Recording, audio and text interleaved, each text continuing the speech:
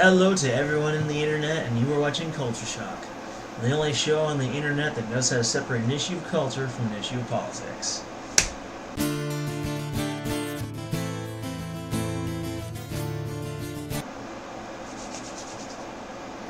Alright. So, a water heater in a high school building in North Carolina made a popping sound that sounded like a machine gun, which set off the active shooter alarm.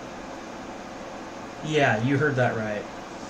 Apparently the thing was malfunctioning. It had some mechanical error in the sound of its mechanism popping.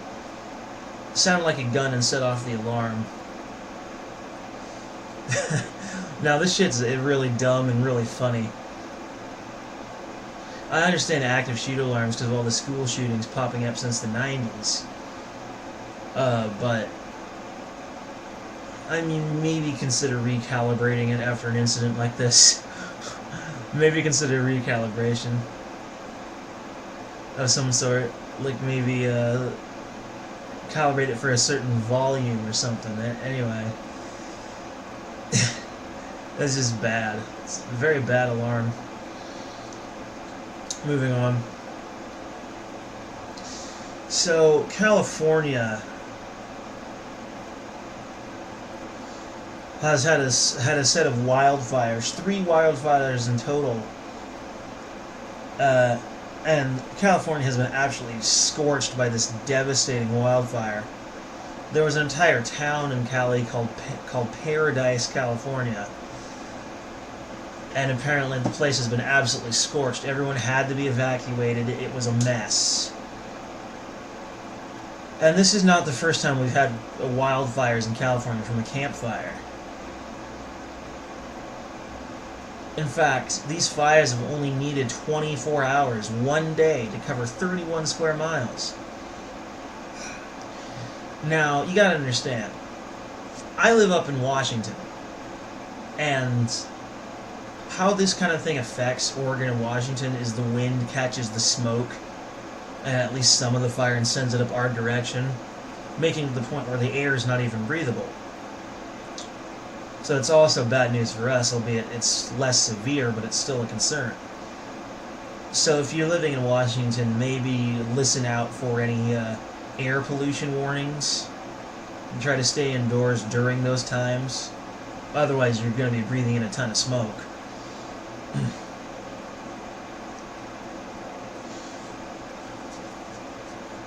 Now, the total area that the fires covered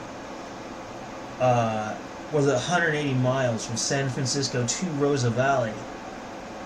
That's a pretty wide area. There were originally 3 fires that more or less became all one fire once they met. The wind added lots of fuel to it. I'm certainly hoping everyone makes it out, including those awful Kardashians. Yes, you heard right. The Kardashians live in that area, in that general area. Ugh, those people make me sick. They make me absolutely sick. But I still hope they make it out regardless. Moving on. Police sergeant killed on duty. A police sergeant, let's see his name. Ron Helus. H-E-L-U-S. R-O-N-H-E-L-U-S. Most likely saved several of the lives at a major shooting in California at the cost of his own. That was the one where the Marine killed 12 people. The guy probably had PTSD. And that's probably what started these shootings, was he had a PTSD panic. Maybe he hallucinated he was in a combat situation and acted out on that hallucination. As that sort of thing happens.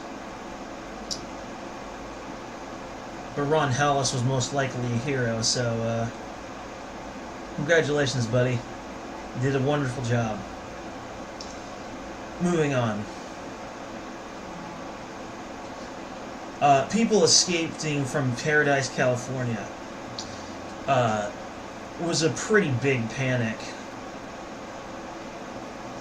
The ensuing chaos was absolutely nuts. We had things like bulldozers pushing cars, women having labor on the way, people escaping on foot and like running, people evacuated from a hospital. This is absolutely crazy.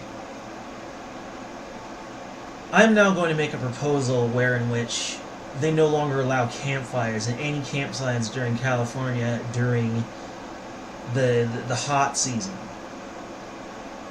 in order to prevent any future campfires. Make that a camping ground rule with a possible fine.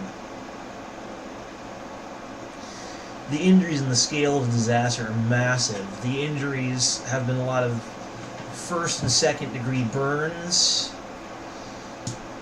as well as an entire town being destroyed and a couple more being threatened and getting like a minor heat wave. So yeah, no more campfires in California. We are literally done, because what you guys are suffering for also affects us. So please take that into consideration. Moving on. Smoking statistics among adults are now down to 14%, but vaping is increasing. That is the use of an electronic cigarette where you just make a supposedly harmless vapor to get nicotine. Well, there's some scientific data to suggest that it's not harmless, but that's kind of... I think people forge those just to try and get people off nicotine. Essentially lying in order to accomplish a good thing. Well, here's an interesting news flash for you. Blowing hot smoke into your lungs is stupid. There you go. Vaping is probably safe. The data is sketchy. But smoking being down to 14%, that's a wonderful thing, because, well, again, blowing hot smoke into your lungs is stupid. And that's just a nicotine cigarette. They haven't even talked about, reefers and marijuana cigarettes. They should include that in their figures as well. Because, while I don't necessarily believe that cigarettes actually cause cancer, it is true that you can get COPD, which is a lovely, lovely condition, where the smoke damages your lungs, and then the fluid in your lungs starts to build up, and you essentially drown in your own lung fluid. That's what deprived us as Leonard Nimoy. That killed him. Lovely. Mind you, a non-regulatory solution to smoking is preferred. If vaping is truly dangerous, a non-regulatory solution is preferable. Because it's not the government's problem, it's our problem. If they want to help, then a simple ad campaign can help. Putting it in places where young people are more likely to pay attention to it. Putting it on social media, putting it on Facebook, YouTube, even on the alt-tech sites, just to cover a wide enough area. Have someone on encourage someone on alt-tech, like on Minds and BitChute and various other locations, such as Gab even, to get that warning out there. I think that would be far preferable. Now that we're down to 14%, that's a great thing. Good on us. Moving on. KKK leader Frank Ancana was in fact not shot by his son, but rather by his wife Melissa, who will now be facing a first-degree murder charge. Now, mind you, I don't care so much about a KKK leader getting taken out, no more than I would care about a Black Panther leader getting taken out. They're basically the same thing at this point. They're both racial supremacist groups. Although, you know, do the crime, do the time. For first-degree murder, that's a life sentence. Hang in there, Melissa. Survive the jive. Survive prison. Although you did make the world a somewhat better place by ridding it of Frank Ancana. Moving on.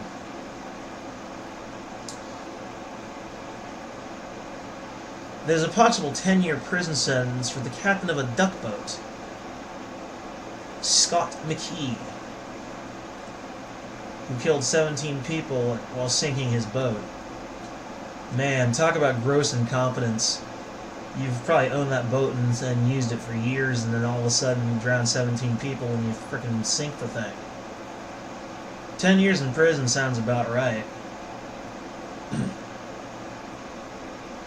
Now, this is probably my favorite news article of the day. And guess what, folks? That's right, it's time for Florida Man. 23-year-old Florida man Brandon Hatfield, a.k.a. the squamous dumbass, breaking into an alligator farm and getting bitten. The alligator bit into his leg, and he was arrested while bleeding all over the place. They found him crawling through some woman's yard all bloody and broken. Could you imagine looking out your front window and seeing that? Some guy crawling along all bloody and messed up with bite marks all over him? Ugh, terrifying. Awful. But at the same time, this guy was... They don't even know why he did it. No one even knows. I'll tell you why he did it. Because he was a dumbass. Thing is, stupid people don't need reasons to be stupid. They'll just do stupid shit by virtue of being stupid. And you know, like, if Florida is really like how it's portrayed in the news, it must be an interesting place.